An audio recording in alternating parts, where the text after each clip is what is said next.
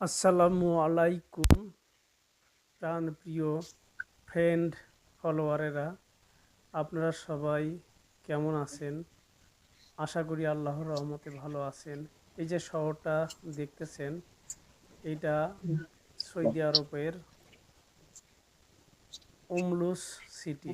এই যে রাস্তা দেখতেছেন, পাশ দিয়ে ঘেঁষে গেছে আরব সাগর, নীল পানি, এবং রাস্তার পাশ দিয়ে এই যে কত সুন্দর গাছপালা। তো